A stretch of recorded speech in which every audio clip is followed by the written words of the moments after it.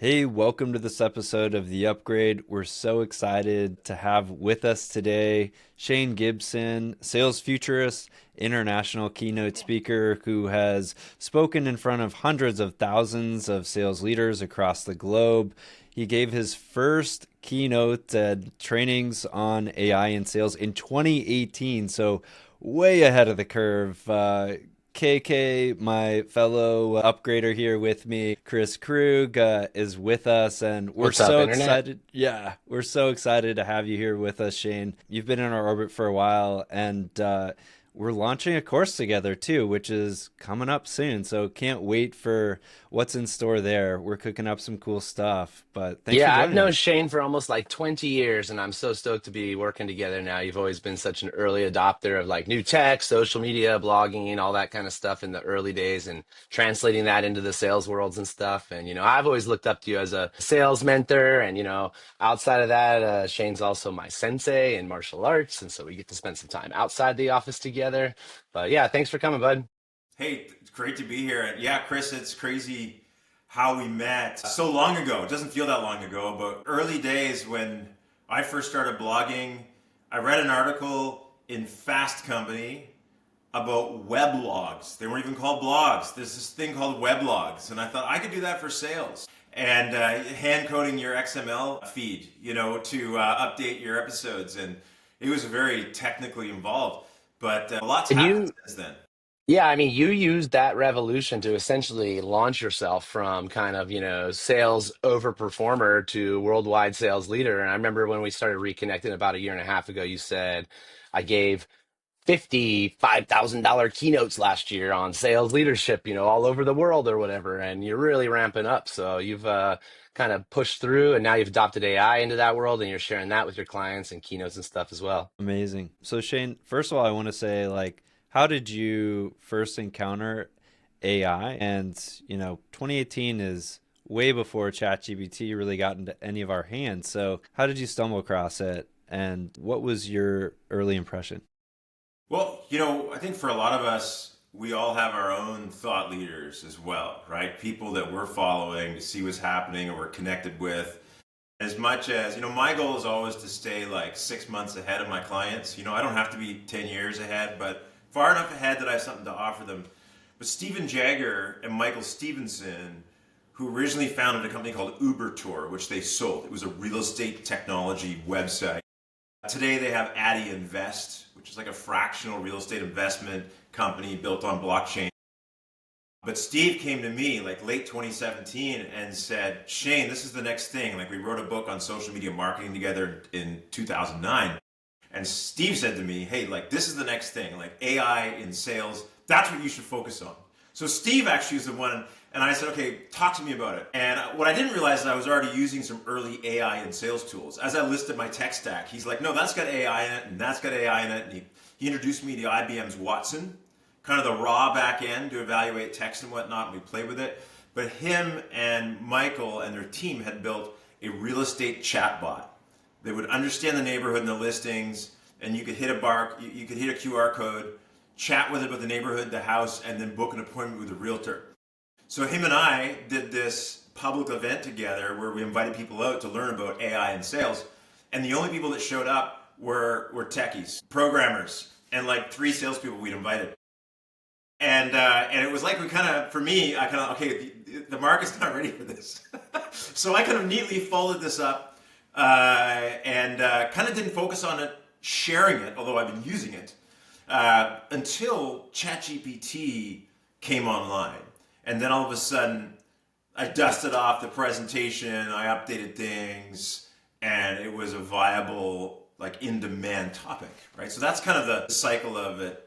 My first keynote truly was in 2018 for Channel Next on AI and the future of sales. Yeah, I mean, I see all three of our trajectories as kind of parallel in some ways, and I'm not surprised why we all came together. Peter's been teaching PR journalists and other media pros how to adopt AI tools inside their workflows to make themselves more awesome, powerful, productive.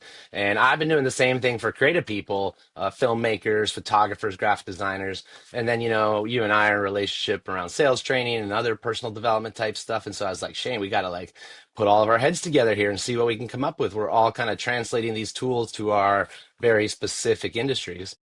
Well, and I think what's interesting is the crossover. Like I just finished your, Peter and Kris, your AI upgrade for creative professionals, and really, I believe like being a creative professional is very close to being a really great sales professional and sales leader. Is that one of the biggest characteristics of great salespeople and great sales leaders is curiosity and empathy. Those are like huge, huge, huge skill sets. And the ability to think almost in a contrarian way, to avoid groupthink, is how we rise to the top. And that's the activity of a creative. So what was really interesting is a lot of what I learned in that program and the applications of how you were using the same tools I use sometimes, but in a really different way. It was really interesting to see that convergence, right? Where it's really about, again, curiosity, empathy, humanity, and sharing valuable content, right, on the web and in person, of course. I mean, it's partially about tools, and I would really like for you to share a bit about your tool stack and what you're using for AI and sales specifically, and then talk a little bit about how you're through the other Creative Pros course, you adopted some kind of new ways of looking at those same tools, please. Yeah, so I think off the top, obviously everyone's using a tool like ChatGPT, right? So that was my big one. I was really interested in Claude originally, but in Canada for a while we couldn't get it, full access to the model, which was kind of an interesting thing.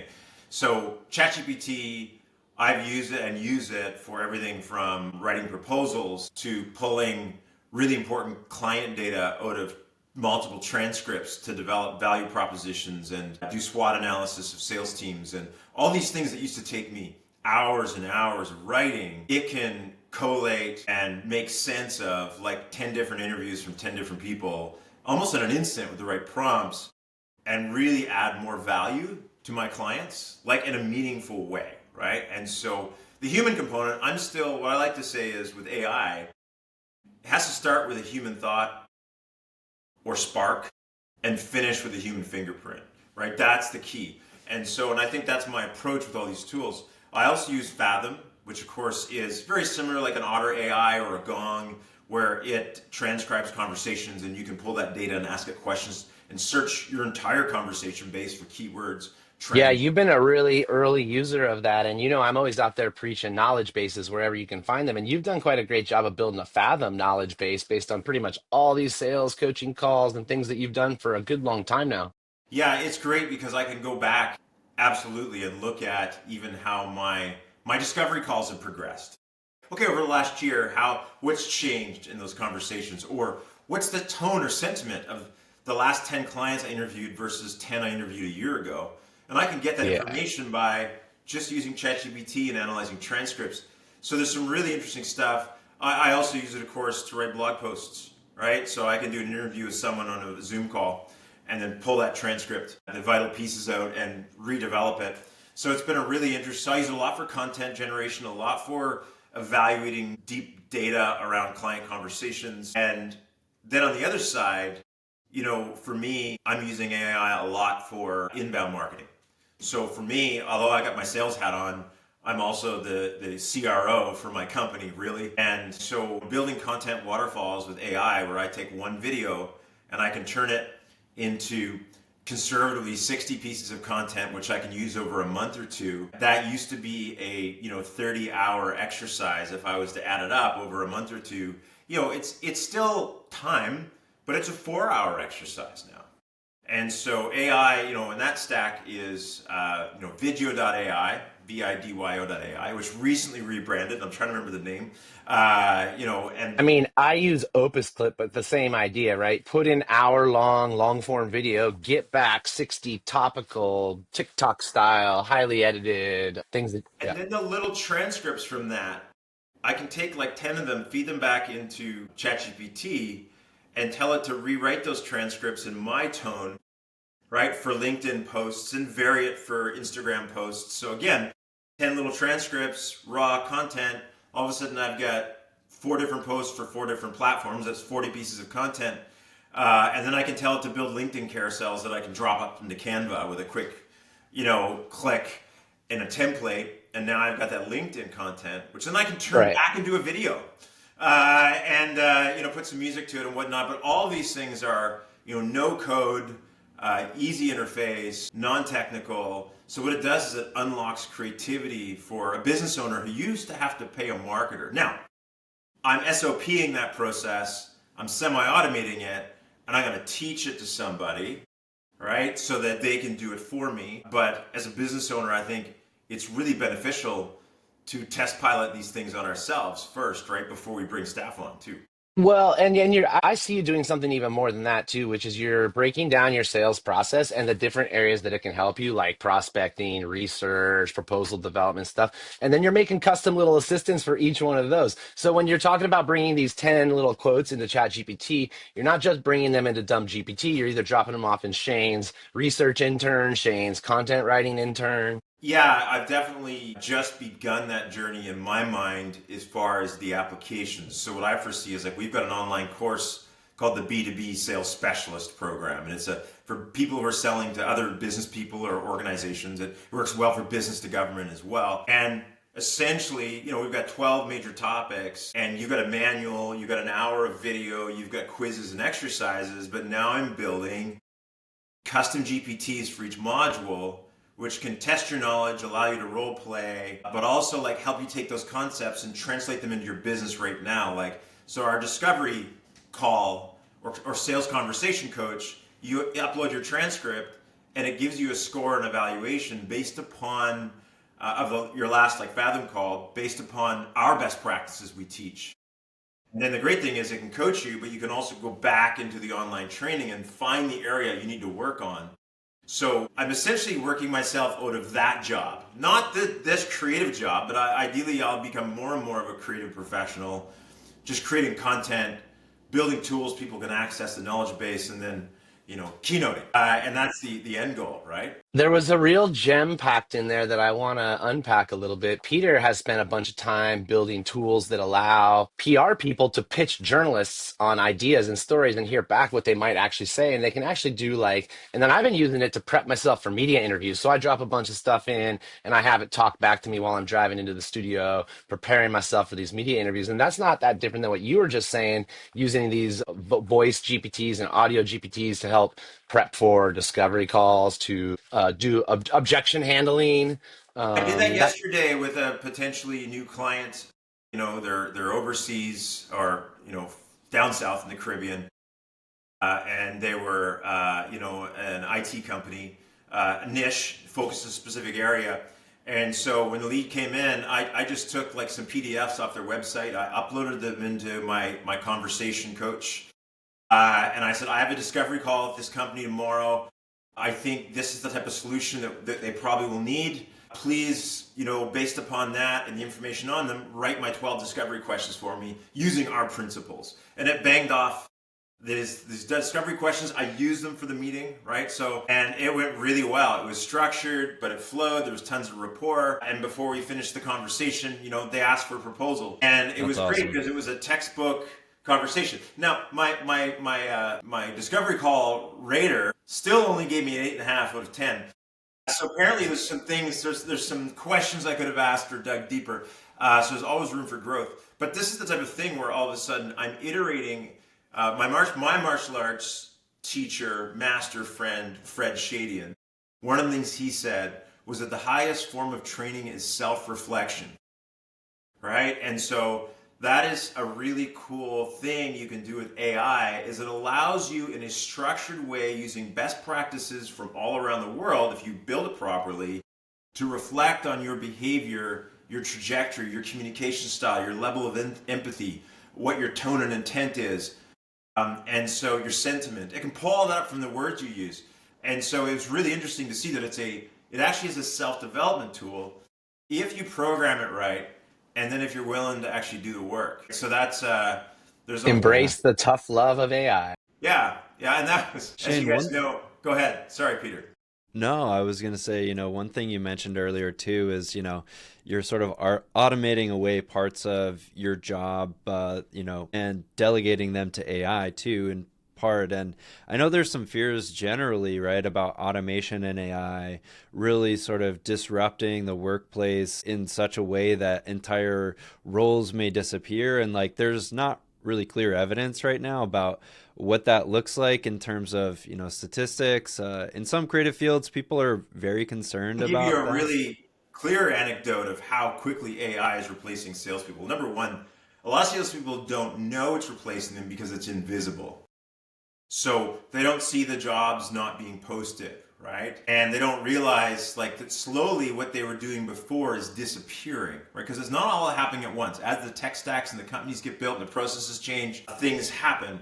So there was early days. This is back to chatbots. So this was like, not even 20. It would have been around the same time Steve introduced me. I had a client, and they had, 50 salespeople who all used the phone to, call leads that had ordered samples. And this is essentially a call center setup. So they introduced a chat team. And the chat team was like, it was available if there's a human there, it would pop up. And then that person could chat. And so this is analog chat in a way. Like there's nothing. There's no library of knowledge. There's nothing. And so, but they found that one person could talk to 3 customers at a time instead of 1 on the phone, right? And able to pass contracts and notes. So then we built a knowledge library. So as Kris starts typing and it populates answers he can choose. And as they talk to more clients, they built this, and then they plugged AI into it. So it went from 1 person talking to 3, that when the knowledge base was there, 1 person could talk to 5 customers at a time, to when we have AI can talk to an unending number of customers until it gets stuck, and then it passes it to a human. So you went from a 1-to-1 ratio of customers to a 5-to-1 to an 8-to-1 to, perceivably, let's say conservatively, a 20-to-1 ratio engaging customers using AI. And so what's happening is salespeople don't see this. There's no announcements. That opportunity just disappears. And what's interesting is that's also an entry-level position for a lot of salespeople. They start in a call center, an SDR. So now we've got a gap. It's like, how do we train these people? They don't get training wheels anymore. They have to become locked and loaded and ready to be full-blown account managers a lot of times.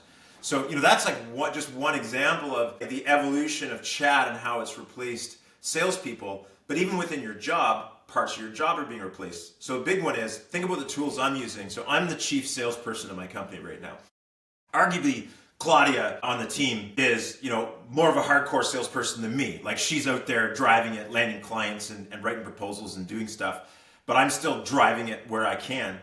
And what's interesting is if I'm your typical salesperson, in the past, I would do, maybe with that IT company, I would do 30 minutes of research before the call. Mm-hmm. Then I would hop on the call and do the call. Then after the call, I would review my notes. I would look at their website. I'd look at our solution. I'd look at an old proposal. I'd cut and paste and edit and everything else.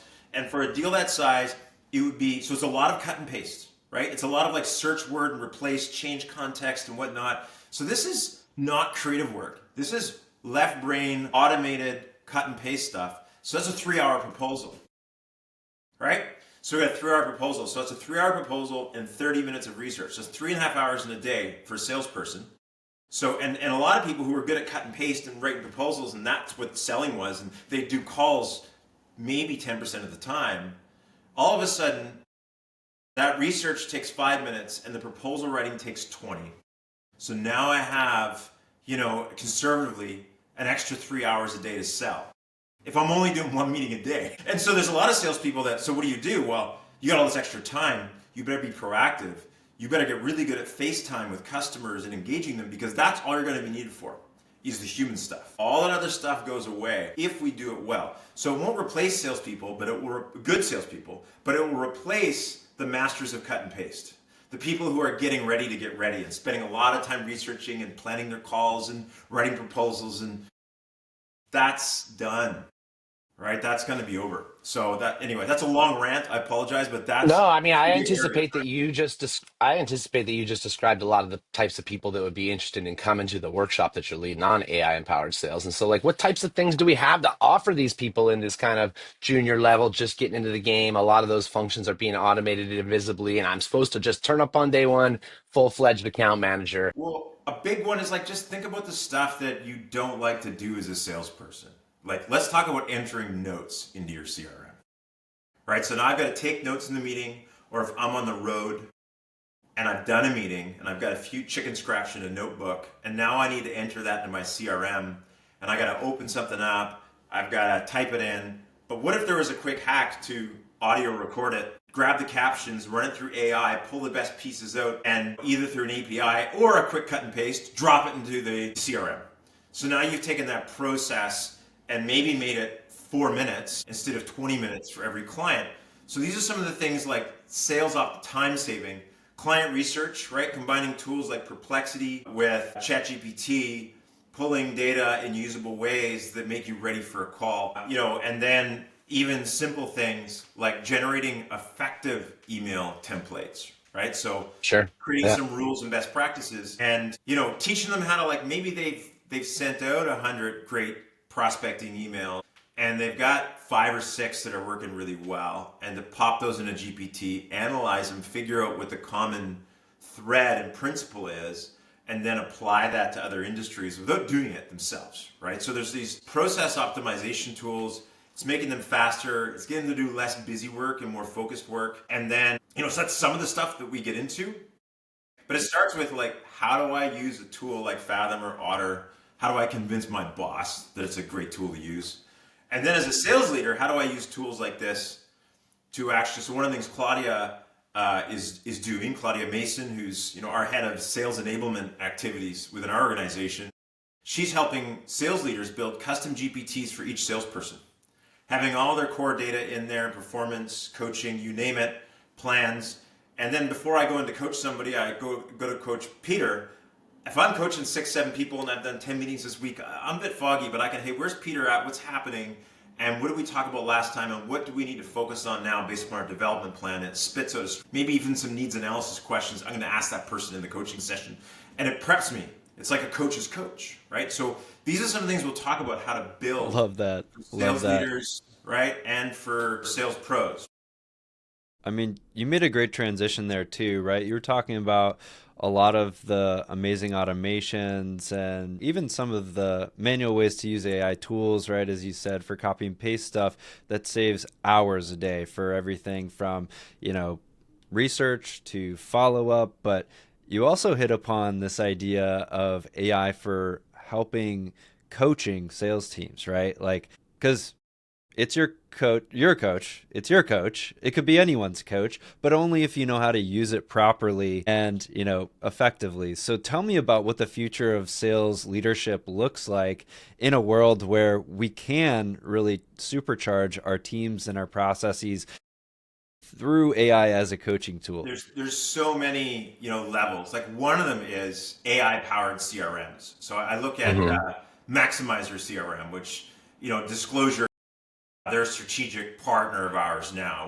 We realize we're catering to the same market, which is sort of mid-market sales leaders who want to, not just do the status quo, right? They want to push the edge of what's possible. So one of the big things for sales leaders, we talked about that problem with data entry in CRMs, right?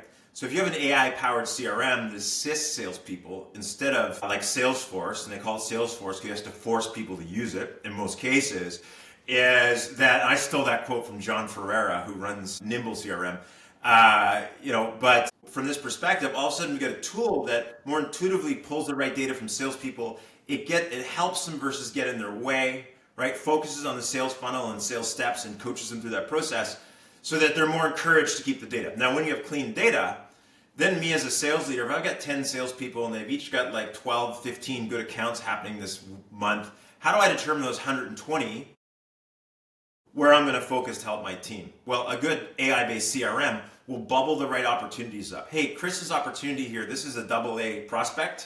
He's at this stage, he's got all the players involved. And I set up that rule so that I'm aware. So I'm going to reach out to Kris and say, do you need help, support? Do you want me to parachute in? What do you need? And on the other side, Peter's got this deal that's 100 grand, but it's like gathering dust in the pipeline. And I noticed that although it's got all the right qualifications and they've visited our website a few times since then, he hasn't called them. So it bubbles that up, and I can, as a coach, focus on that. Say, hey, Peter, you got a lot of work, you got a lot on your plate right now. You got a lot of inbound leads. Do you need me to quarterback this for you, or is there a block happening? So the whole point is, an AI-powered CRM can help a sales leader really be more effective. If you talk to any sales leader, the bane of their existence is running reports, hunting and pecking, trying to find the truth in the sales funnel, and then telling senior management where stuff is actually going, like what's our revenue going to be. And then what they're not doing when they're doing all that busy stuff is the most important thing any leader does, which is back to what you talked about, Peter, is coaching. One-on-one developmental coaching, not compliance coaching, is what moves the needle in sales. And so this is where coaching becomes, I talked about building custom chatbots, or GPTs, for each salesperson, right? So I can ask questions, join ideas. And then I, as a coach, can take that transcript and run it through and actually ask feedback based upon, what we would call a narrative coaching model.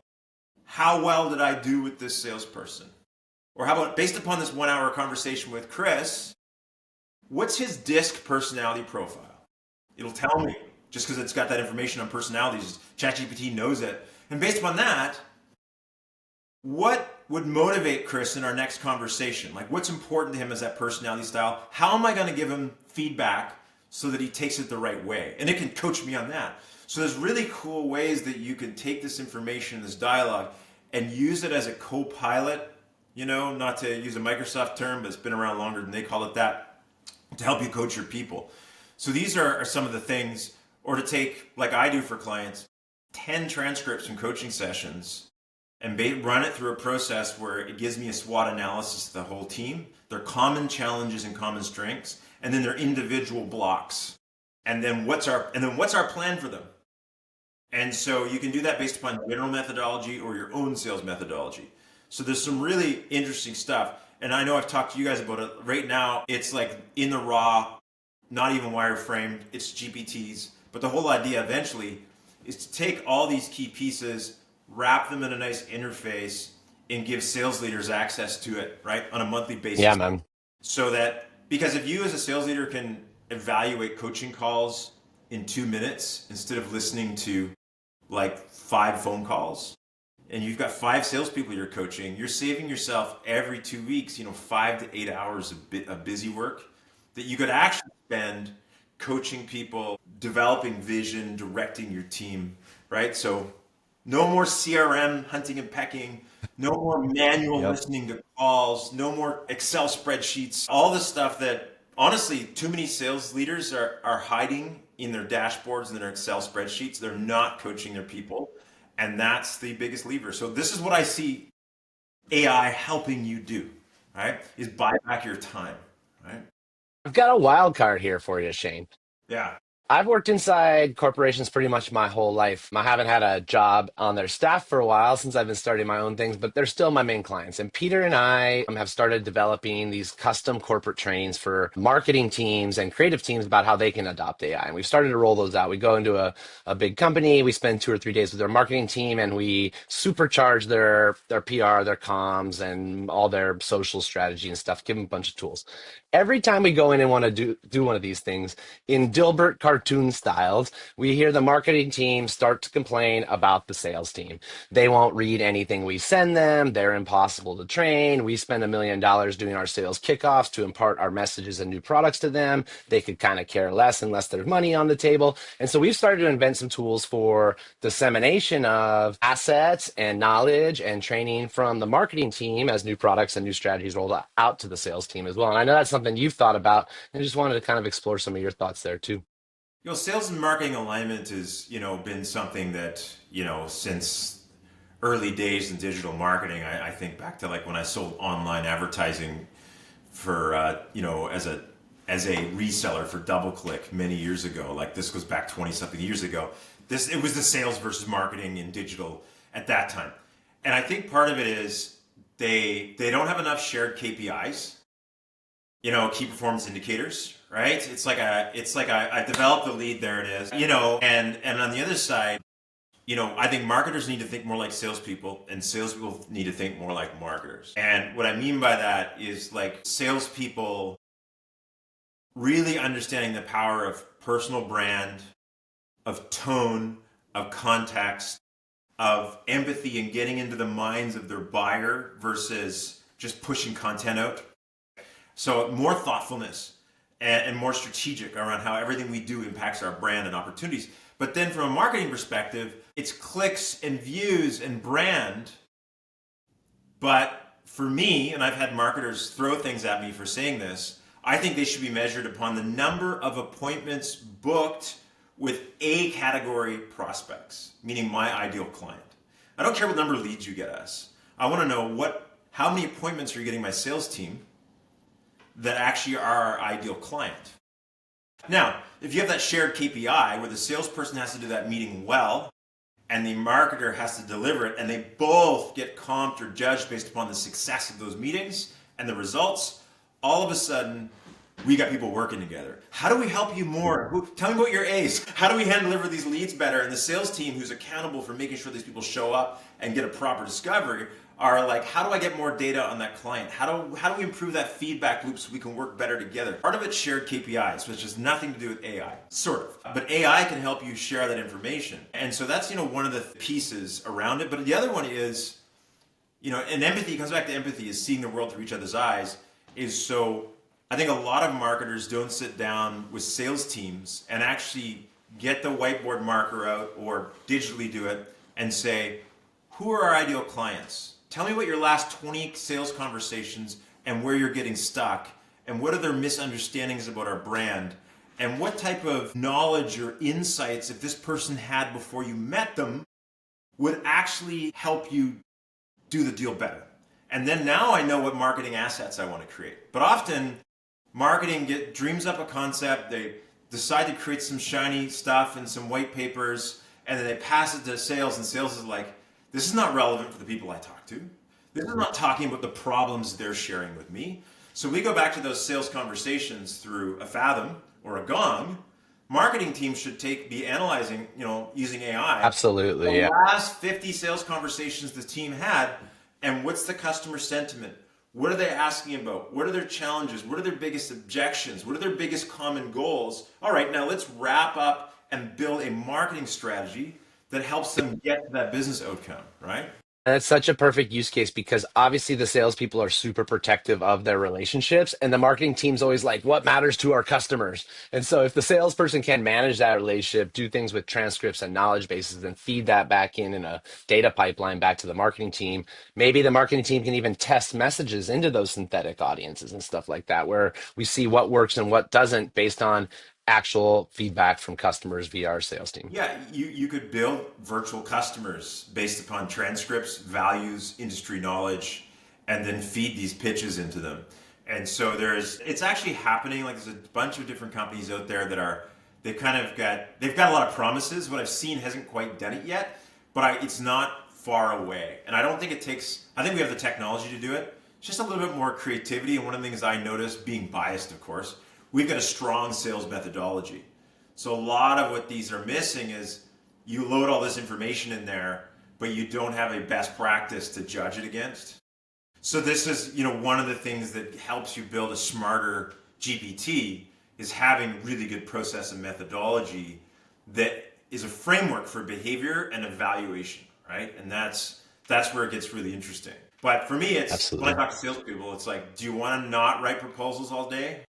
Would you like to do research in 5 minutes instead of 30? And that's a big one, right? And then don't like to write or not a writer. Can you talk to your phone and then cut and paste it into ChatGPT and ask it to correct your grammar and keep it in your tone of voice, and then do a LinkedIn post in 5 minutes instead of 30? These are some of the Or a month's worth of them.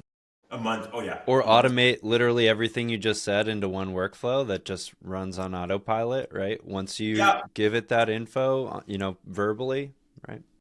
Absolutely. Yeah. Yep. And so I think that's the thing is like amazing. Baby steps at first, like sure, cut and paste and whatnot, but you're right.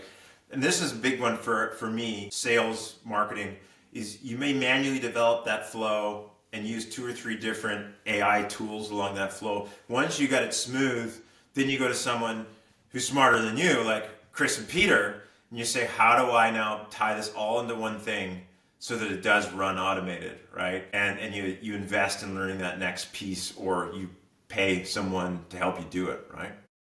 Yeah, we had an inside sales guy who I'm not going to name because he hasn't told his boss that he's done this yet, but he attended our last 6-week workshop, and he also had a strong methodology and process that he was able to articulate and write down. And I got so excited when I saw that because I said, we can add AI almost every little step along this way. And what the guy ended up building was a sweet tool that looks at an inbound sales email box, understands what is said about it, then looks at the sales knowledge base and product information for the company, then drafts an email that it sticks in his draft box that he gets to choose whether to send or not in the morning, but then adds all that information back into the knowledge base so that when the 100th or 1000th email comes in that has been similar, it's also feeding off every email that's gone before. So he's essentially turned an inbound sales box into a self-perpetuating knowledge base and content fire hose. And that's such a great example of getting left brain activities. That is not a creative activity. That is a very, you're at that point, a lot of us are acting like human APIs and we don't realize it. I'm like reading an email, I'm cutting and pasting, I'm changing context, I'm sending it out. And it's like, this is not really sales. This is not what our clients pay me to do. My boss pays me to do. I'm actually paid to talk to and connect with clients, partner with them to develop solutions, build relationships. All that other stuff isn't really sales. It's admin. It's an email in a sales inbox. So that's brilliant. And this is where we go into what I like to call the right brain sales revolution, which is what are the core skills someone has that isn't replaceable by AI that you need to double down on. So, curiosity, creativity, empathy, leadership skills, right? Humor, right? In-person networking, politics, understanding how to navigate companies, partnering. Absolutely. Deep relationships. Yeah. All of these things, right, are more breaking the rules, right? These are things that humans are good at. We need to double down on those skills. Living in your inbox and replying to leads manually and doing the same thing over and over and over again. It's 2025. If you're doing Yeah. that, come to our class. You should not be doing that with your time. We are not human APIs. And, when you said that, my brain lit up because, all of our students, when they come into any of our courses or coaching sessions, one of the first things we ask them to do is map out how they're spending their time, right? Do self-reflection exercise, right? What are you actually spending your day doing? What would you like to do less of, right? That human API stuff, the copy and pasting over and manually drafting anything these days, or even doing online research that takes longer than a couple seconds, frankly, that's not a place for human labor anymore. It's not. It's something that, needs human oversight and fact checking and, the judgment and the analyses and the polishing, but we have superpowers now in 2025 already. If you're not really aware of that, you need to wake up. And this is something that we talk to our students about all the time is, figure out how you can automate whatever your job is. The grunt work, it's not necessary to do more than likely. So automate that away, save time, add value where humans can and should, and where generally they're happier doing it and more productive. Absolutely. Yeah, I feel more creative, productive, and dare I even say powerful than I ever have before using a lot of these skills. They've amplified the things that I'm good at, and they've allowed me to shore up the places that I haven't always been a superstar at. Do you know what's been disorienting for me in the last few months in particular, as I'm getting more and more of what I do done through AI in an effective way, which, as you know, can be frustrating to train an AI initially. Usually takes you 3 hours to write a proposal. It might take you 10 to train a GPT to write it for you, but then the next 10 or 20 minutes, right? So that's the benefit. But as I digress, I've been noticing this weird feeling. I'm what is this feeling? I'm feeling strange. I'm feeling disoriented. And then I realized, that feeling, it's called ease. I'm not time stressed. And I'm looking at like the sales pipeline and the client activities, and I'm like, no, this is the same amount of work or same number of clients, but I'm not time stressed. And that means I can go and get a few more clients, but it also means I can practice more martial arts. I can actually stretch in the middle of the day like I tell other people to do. I can do my meditations, I can eat a proper lunch, and I can still get all the work done. That's really, for me, that's the end game. All right. You know, And so I know from our personal chats, and I'd love to just as we kind of like wrap up here, let you talk about it a little bit. But I know that as you've moved through your career in sales and where you're at now and the leadership role, that you're starting to look towards what's next in your life as well. And you've become a black belt in this martial art that we're working on. You brought on some students and stuff, and you've started to explore that intersection between personal development and martial arts physical training and sales training. And I've heard you talk about sales as the dojo and stuff like that. And so I just wanted to let you kind of reflect on that stuff a bit. I think that, yeah, that's a big topic. And, for me, there's a lot of great lessons. One of my teachers, Fred, who yeah, I did a Filipino martial arts background and form, took the tests, all that kind of stuff, got my black belt, but not really. Like, I'll just say it, like, I know what a master and what some of these black belts are. I'm halfway there in most systems, right? So, and I'm a level 1 teacher in the one system that I really am focused on, which is Cyclone Fighting Arts with Fred Shadian, who is essentially a modern Arnis, which is a Filipino stick fighting and knife fighting. As I digress, a little bit of background there. For martial arts, for one of the things that I look at is like one of the things in common is that I love with martial arts and sales. The analogy is like you can have all these fantasies in your head about how good you are, but at the end of the day, when you pick up the phone or you're in front of a client, it's not unlike when I step into the ring and I'm actually got a stick in my hand and a helmet on and I'm going up against another person. All ego and delusion goes away very quickly. And you become very aware in front of a large group of people what you're good at and what you're not. And there's no hiding. And I think that's one of the things that's the same with sales is like unlike a lot of other roles, some roles you can hide for a while, but sales, the truth comes out really quick. You can't hide for very long. And you've either got to like be aware of it and get better at it, right? Or move out. And so there's this interesting piece. And then it's a mental game. Like it is such a mental game around developing performance, discipline, focus, willingness to learn. And this is where we get stuck is in comfort zones. So I recently, of course, as you know, with Loki at Maelstrom, after I've done like a form of Filipino martial arts for years, I decided I'm going to take on Thai sword fighting and stick, which is Krabi Krabong. And very different form. And I'm in there and I'm doing new white belt stuff. I'm accidentally hitting the other guy. I'm awkward. I got 2 left feet, and it's starting all over again. And it is such a great metaphor because when you're feeling discomfort and I want to run back to what I already know, that's actually a good place to be because that means you're actually learning and growing. And that's the whole thing is like to get extremely uncomfortable, as David Goggins would say, embrace the suck. And really, that's for me, one of the big lessons is being able to move through that discomfort, maybe even some physical pain to get better. And, those are some of the key lessons. But then a big one is incremental growth too. It's amazing what a little bit of exercise each day will do. So if you want to do 50 push-ups, one of the things Fred and I talk about is, start off like do what you can today and do that same thing 3 times a day for a week. Next week, add 2. And the next thing you know it, in 6 months from now, you're doing 50 push-ups. Mm-hmm. And sales is a lot the same. It's about like, look at what you can do today. And it's not about doubling your performance. It's what's my constant, incremental, and achievable improvement each day. Yeah. And then where tools like AI can help me is it can coach me on that. It can tell me where I've been, what I need to improve, hold me accountable, and help me iterate on that. So, there's some really interesting analogies with it. Yeah. Especially in the ring, like if you want to see where you screw up in sales is when your ego gets bruised and you start to be defensive, argumentative, arrogant, non-empathetic. And the same thing is you'll usually lose a fight when your ego gets hit.